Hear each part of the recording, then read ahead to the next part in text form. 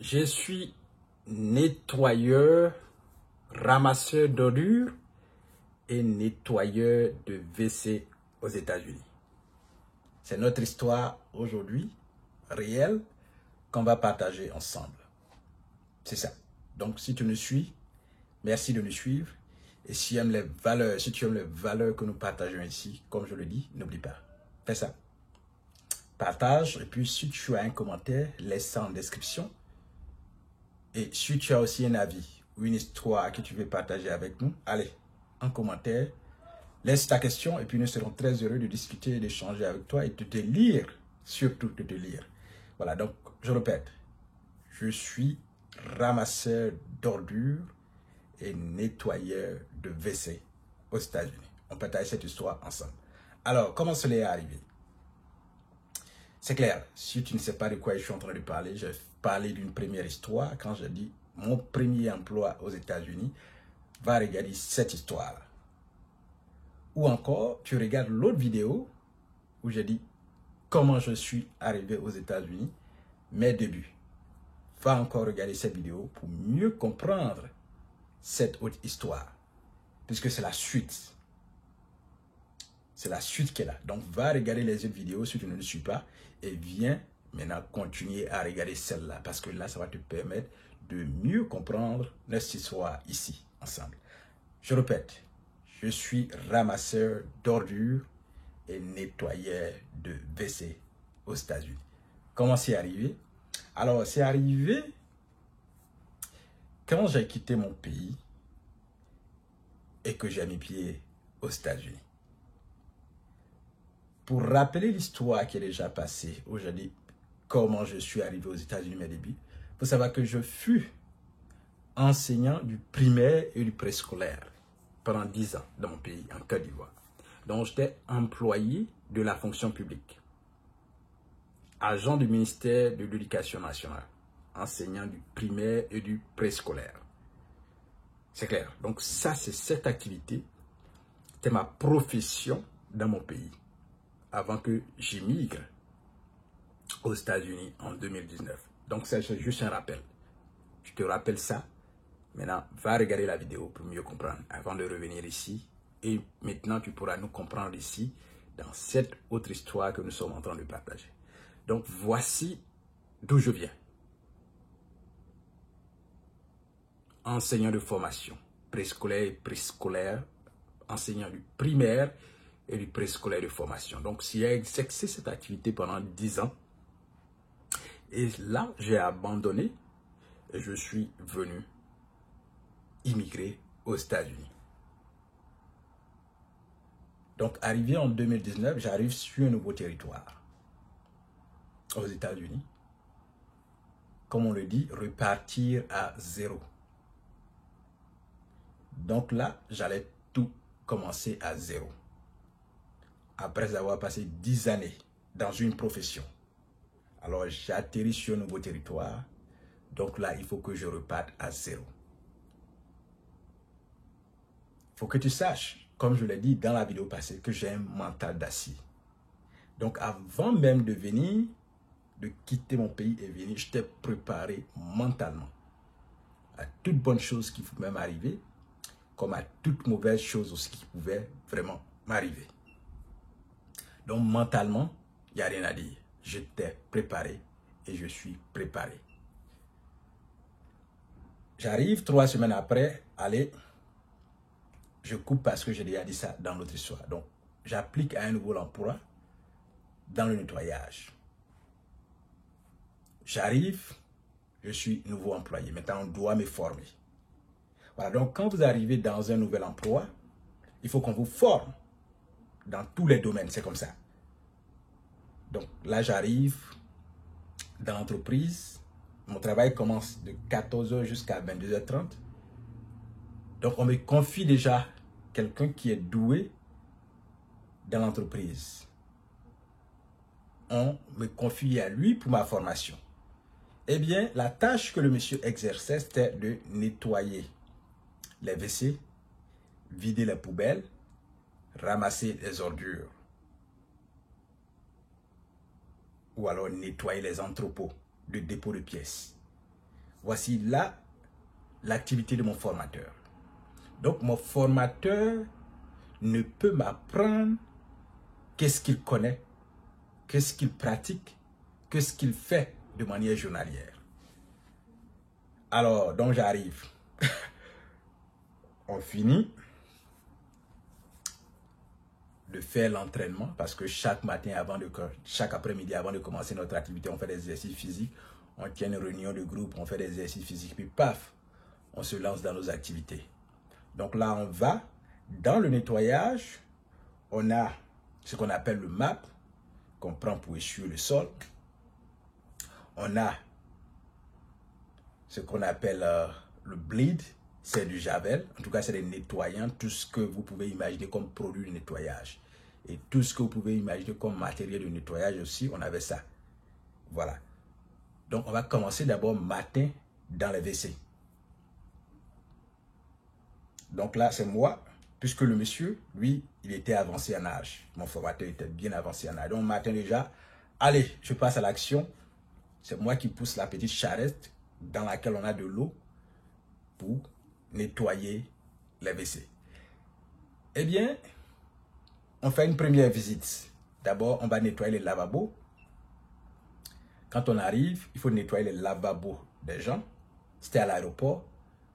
Donc, on nettoie d'abord les lavabos avec le matériel qu'on a, avec le produit qu'on a. On peut asperger, arriver là, même les miroirs aussi.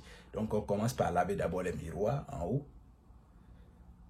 Quand on a fini de laver, maintenant il faut laver les lavabos. On lave, on essuie. Quand on a fini de laver les lavabos, maintenant on passe maintenant au WC, au cuvette de WC. Donc, on va nettoyer, on va mettre des produits d'abord, nettoyer.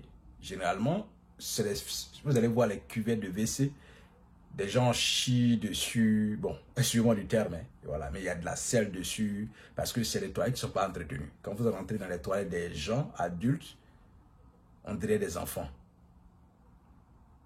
Oui, je vous assure, moi j'ai été surpris de voir que des adultes pouvaient agir comme ça. Si j'étais dans mon pays, que quelqu'un me racontait cela, je n'allais pas comprendre. J'allais me dire que non, c'est des enfants qui font ça.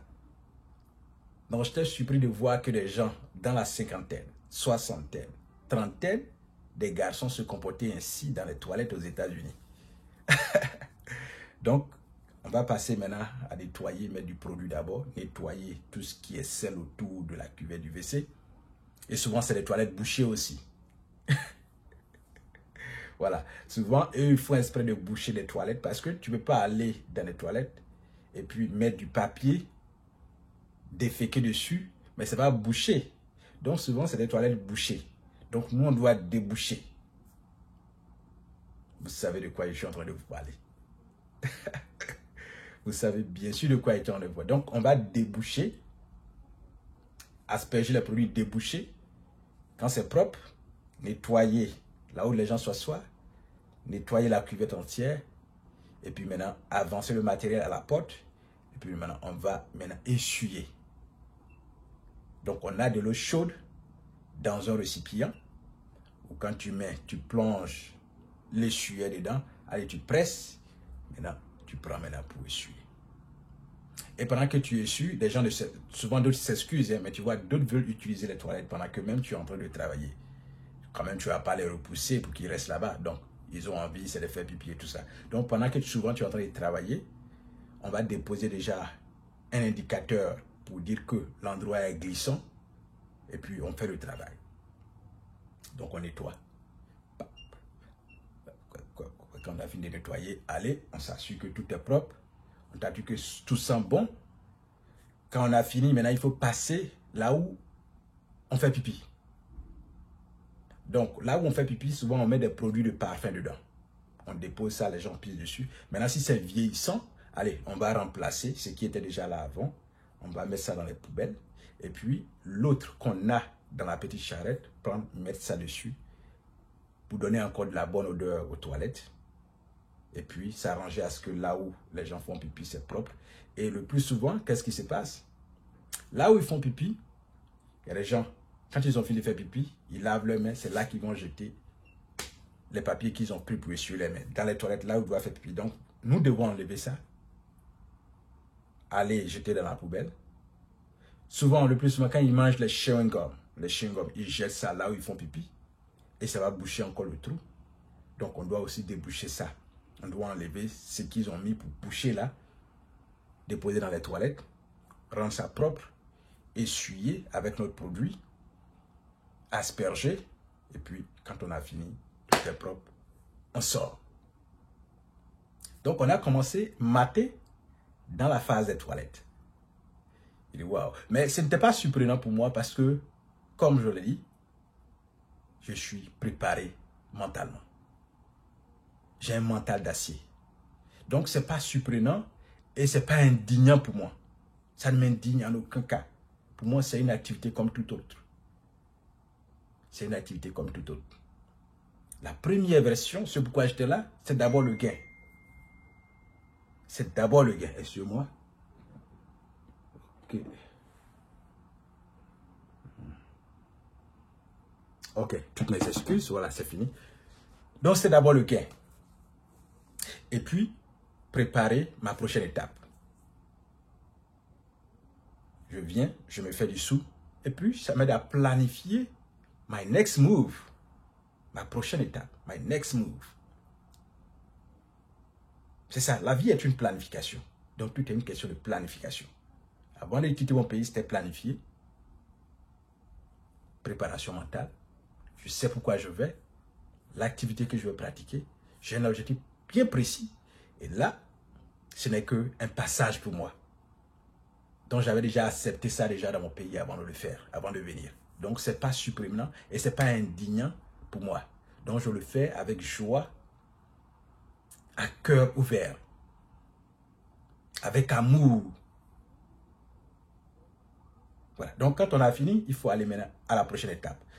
Chez les dames, nous n'entrons pas dans les toilettes des dames parce que voilà, il y a des dames qui s'occupent des toilettes des dames et nous, les garçons, on s'occupe des WC et des toilettes des garçons. C'est ça. Quand on a fini, il faut aller à la prochaine étape.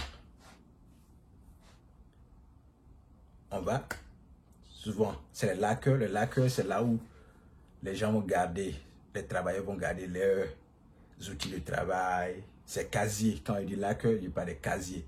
Des petits casiers où vous rangez vos affaires lorsque vous allez au travail. Ça peut être le sac, ça peut être vos chaussures de travail qui sont dedans. Et c'est des grandes salles. Et nous, on va s'occuper maintenant de essuyer. Essuyer proprement. Voilà, d'abord quand on arrive pour essuyer, on va d'abord prendre, s'assurer d'enlever le sable. On prend les balais d'abord, on enlève le sable, ce que les chaussures ont laissé, les traces. On va prendre d'abord, ramasser. Quand on a fini ça, c'est maintenant on va passer à l'étape d'essuyer toute la grande salle. C'était un boulot physique. Hein. Voilà pourquoi avant de sortir, il fallait faire des entraînements physiques parce que le boulot était physique. Voilà. Donc, on va faire ça avant d'aller à la prochaine étape. C'était un boulot fascinant. Donc, on va faire le tour. Jusqu'au soir, on va faire ça. On va faire ça. On a 2 fois 15 minutes pour se reposer. Et puis, 1 fois 30 minutes pour manger. Voilà, donc les 2 fois 15 minutes c'est le break. Maintenant, 1 fois 30 minutes c'est le lunch time. Voilà, ou là, maintenant, si vous avez apporté votre nourriture, c'est là que vous allez aller manger. Mais on s'assure de bien laver nos mains parce que là, on touchait à tout. Hein. Voilà, on touchait à tout. On avait des gants. Voilà, le matériel de travail, les gants étaient parmi. Bon, on n'avait pas de couverture au niveau des visages, mais on avait des gants. Voilà, c'est des gants pas vraiment appropriés, mais on en avait quand même. Des gants très moins chers. Voilà, où ça pouvait déchirer. On avait assez. Voilà, tu utilises, c'est sale. Tu enlèves, tu remplaces avec un autre gant et puis tu continues le travail. Voilà, donc c'était un boulot comme les autres que j'aimais. J'ai pris du temps à aimer ça. Et voilà. La formation a duré 2 jours. Voilà, donc la 3e journée, allez, je devais maintenant m'occuper de mes propres affaires. Voilà, donc je savais essuyer, je savais nettoyer les WC, je savais essuyer les locker rooms, je savais nettoyer les tables. Oui, il y a des bureaux aussi, ça je n'ai pas dit. Il y a des bureaux où on doit s'y rendre pour aller nettoyer. Et quand vous arrivez dans un bureau, c'est quoi? Vous devez d'abord ramasser les poubelles. Voilà, il y a des seaux où les poubelles sont bien rangées. Donc, vous ramassez les poubelles, vous changez les sachets. Voilà, et puis maintenant, il y a de grandes charrettes. Maintenant, si les poubelles sont vraiment beaucoup, vous les rangez dedans et vous allez dans un dumpster où les grosses bennes sont garées. Maintenant, vous jetez toute cette contenue là-dedans et puis vous ramenez la charrette. Voilà, donc j'avais pris du plaisir vraiment la 3e journée. Là, j'étais à mon propre compte. J'ai travaillé maintenant à mon propre compte. Le plus difficile, lorsque je devais faire à mon propre compte, le plus difficile, c'était de maîtriser les endroits où je devais rentrer. Voilà, la maîtrise des endroits, c'était vraiment compliqué. C'est là où je me perdais de temps en temps et je devais appeler le superviseur ou quelqu'un d'autre pour m'indiquer là où je devais partir prochainement. Donc, c'était ça la plus grande complication lorsque j'étais seul. Maintenant, il y a aussi des entrepôts. Il y a des entrepôts où on garde les pièces détachées. Et là, les entrepôts sont très grands. Donc, d'abord, non seulement il y a l'odeur de ces entrepôts, c'est tout ça de matériel, c'est de l'huile, l'odeur de l'huile, de machine et tout ça. Donc, quand vous arrivez, vous vous assurez de bien d'abord enlever le sable, ce que les chaussures ont laissé. Ça, c'est ce que je fais en première étape. Quand c'est fini, allez, je passe à l'étape d'essuyer. Voilà. Donc, combien de temps je passais dans cette activité? Je passais environ 6 mois dans cette activité. Prenez le plaisir à bien aimer. Voilà. La paye, on avait commencé la paye quand je venais, c'était autour de 14 $ l'heure. Voilà. Donc, c'était ça, la paye. Et la paye là-bas était chaque 2 semaines. Voilà. Donc, chaque 2 semaines, allez, il y a un virement qui est fait. Et puis, allez, vous attendez. La paye aux États-Unis, généralement, c'est chaque vendredi. Chaque vendredi, les gens reçoivent leur paye. Donc, la paye n'était pas quinzaine. Chez nous, on dit quinzaine. Voilà. Donc, c'était ça. Et ça m'avait aidé à faire de petites économies. Et puis, planifier mon next move. Et le Covid même est venu quand on était dans cette activité. Et quand le Covid est venu, c'était vraiment autre chose parce que là, beaucoup de personnes ont été licenciées.